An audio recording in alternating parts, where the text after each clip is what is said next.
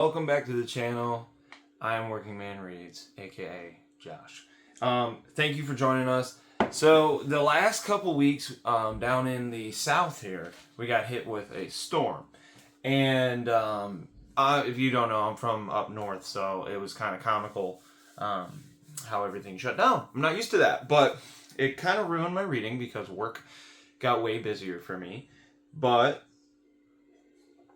I have a plan to get things back on track. So the plan is to just finish the things that I've started. So starting off, I have about I think 10% of this remaining. So Soul Eater. This is the first, the perfect edition.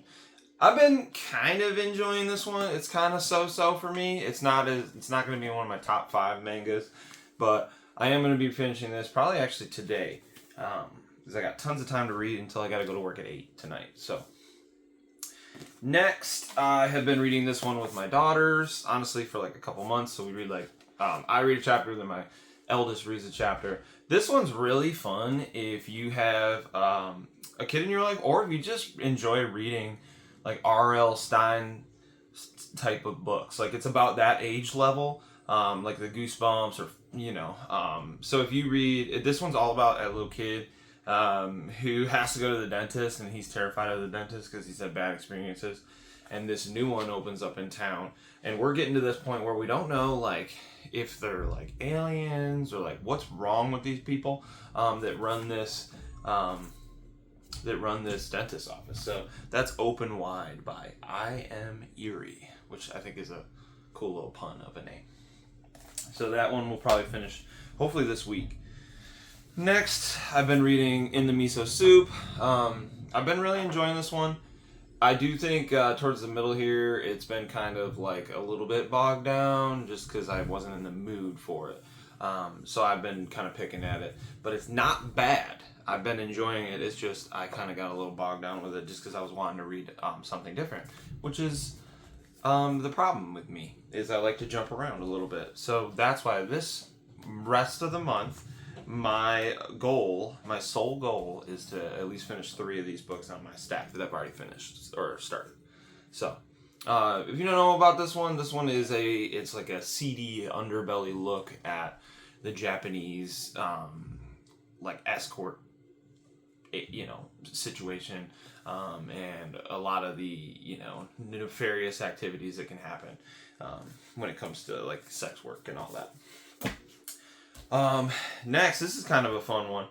I started The General in His Labyrinth because I actually got it at a bookstore in town, and when I was out with my girls one day, and I've been really enjoying this one. This is my slow roll literature style book that I'm reading this month.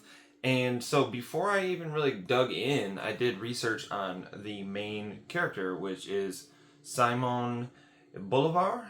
I probably pronounced it wrong because I'm not good at Spanish, but he was known as the Liberator.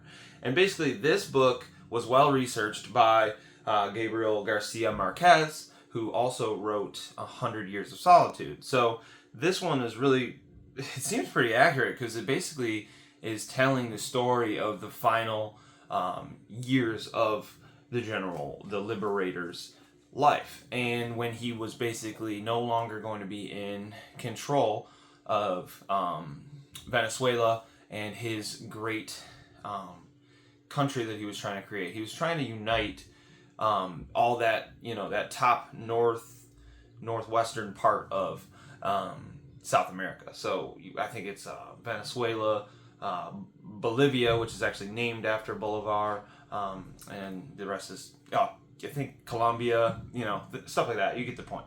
He was trying to make one giant dictatorship. Turns out people didn't really like that. So he is going to be exiled. And if he doesn't leave, he is going to be assassinated. There's already been one attempt on his life, but he's already sick as well. So I've been really enjoying this. It's well written. And like I said, I did a little history lesson and learned all about the actual person that this is based on before I even jumped in. So I'm about 25 pages into that. So I read about 5 to 10 of that a day. Next, I was sent Hard Reset by my friend Jonathan Yanez. He actually wrote a little inscription. Now this is a lit RPG. Think Red Dead Redemption. A little bit of that in here.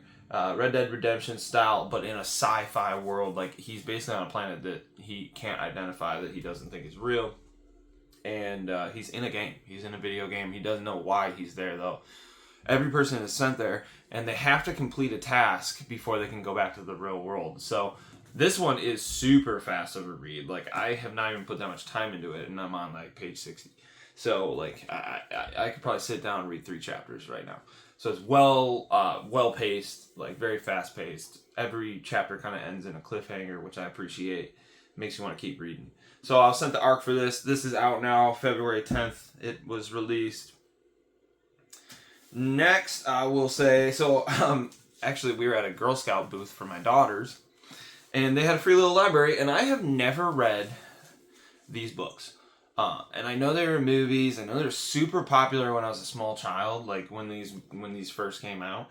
I want to say small child, but I think it was like 2000 or something. Yeah, I was a kid. I was in elementary school. So, like, this one's inscribed to somebody as a gift on December 2004. I think this book dropped in 2000, if I'm not mistaken. So, Angels and Demons by Dan Brown. If you're not familiar, I think it talks about the Illuminati. Yeah, so these were both, like, first editions. It was pretty cool. A little find in a free little library. And they had the whole series, but I couldn't bring myself to put that many books on my bookshelf without knowing if I like them. The jig's up, though. I do enjoy it. I think that this has got to be the craziest paced book ever. Like, I mean, each chapter is like a page and a half. So you're really getting... You sit down and you get sucked in, which I have not had a book suck me in like that in a long time. So I'm digging it. I don't know what's going to happen because, like I said, I was a kid when these came out, so I didn't really pay attention to them. I've never seen the movies. I think they have Nicolas Cage. But... yeah, I'm excited to dig more into this. Right now, he just got to this compound in Geneva, and I think they're going to try to talk to him about, like, symbols that they've been finding on people that are murdered, tying it to the Illuminati is what I think is going to happen. And I'm assuming, from what I know about the Illuminati, we're going to learn, like, of different people in power that maybe are corrupted. It's my assumption, but you know what they say about assuming.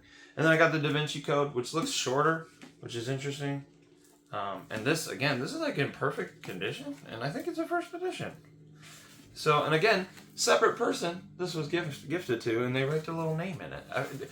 When did that stop being a thing that people do? I think that's pretty neat. So, this looks like it's not a first printing, but it is a first edition. So, that's neat. So we got the Da Vinci Code, Dan Brown. Everybody knows that one. I'm going to put that one back on the shelf because that's not going to get read right now. So, go ahead and do that for me. Next, I was sent for review from K Publicity.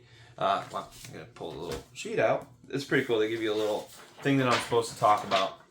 You know how well I am at following that. But I already know the gist of this series because I've read like 3 or 4 of the series.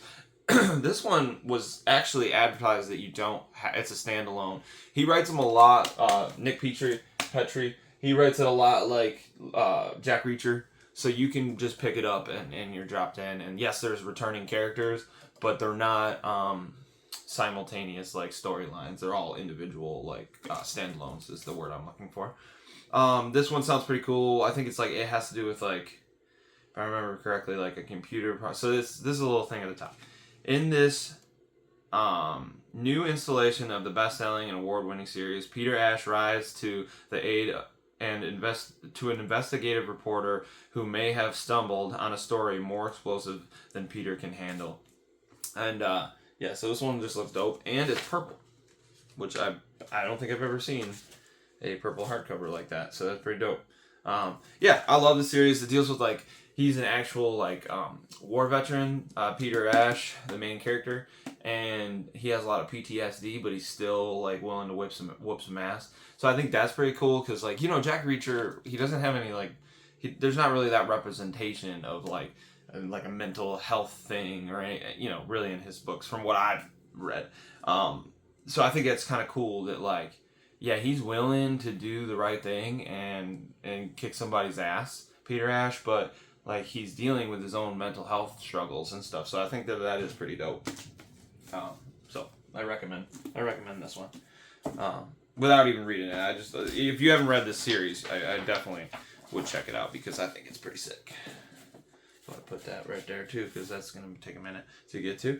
And then finally, this was also sent to me for review by Chaney. I think I've talked about it on the channel already, but this I believe is a lit RPG. No, it's where you get taken. I think it is a lit RPG or whatever it's called. RPG, that's a grenade launcher. My brain's not working today, guys.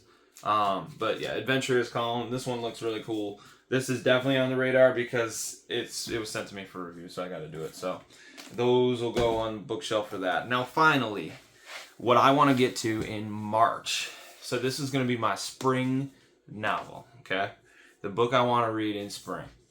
And so it might stem. My goal is to have it done before my birthday, but I'm not gonna push myself too much because I want to really enjoy this one. It is gonna be East of Eden by Steinbeck. Man, I got this off of Thrift Books, and it was a steal. It's not like a super collectible East of Eden, but it's the 1995 Book of the Month Club. Edition, and they have crazy resale just because it's a hardcover, but I got it for like $20, and I'm excited because I like hardcovers. I know I'm weird because a lot of people on here, I know they like the floppy paperbacks and stuff. I like a well-made paperback. Like this is actually a Penguin, and this one's well-made, but like I don't like the cheap Amazon books. I think that they just don't stand up the test of time. Like this is from '95 and it's in great condition. It smells like a basement, like hardcore basement, and I don't know what I'm gonna do about that because it is noticeable. Like you pull it off of the shelf and it smells like basement. So I don't know what I'm gonna do about that. But for those that don't know about East of Eden, I guess it's one of Steinbeck's, like this and The Grapes of Wrath are supposed to be his like magnum opus. Those are the two best books, but I want to give this one a read during the spring, just going into the summertime. I think it'd just be a good thing for my mental game. And it follows basically a loose similarities to the Adam and Eve, and then they have Cain and Abel, and we've all read that in Genesis. And by we all, I mean us Christians. So we all know that story. We know that the brothers, one of them dies. So this is, I guess, like Steinbeck's retelling or a loose that he was inspired by that story. So I'm excited to read it. I don't know much about it because I try to go into things blind, especially when something like this where I've heard it's very emotional, that the cast of characters you get attached to. I don't want to watch like reviews on it and stuff because I don't want it to taint my experience. So yeah, have you read East of Eden? Have you read any of these other books? If so, let me know down below. And I hope everybody has a good reading month going into the springtime because here it's already getting nice out. I mean, it rained last night like all day, and I'm hopeful that we get some nice summertime soon. So it's been Working Man Reads. Thank you for stopping by. I appreciate you guys. The views have been doing good on the channel. So if you can comment, subscribe if you've watched it. I've been trying to actually make a little comeback on my socials and do some more bookish content for fun, but to get the views and stuff, I need to get the engagement. So I appreciate you guys. Thank you. Bye.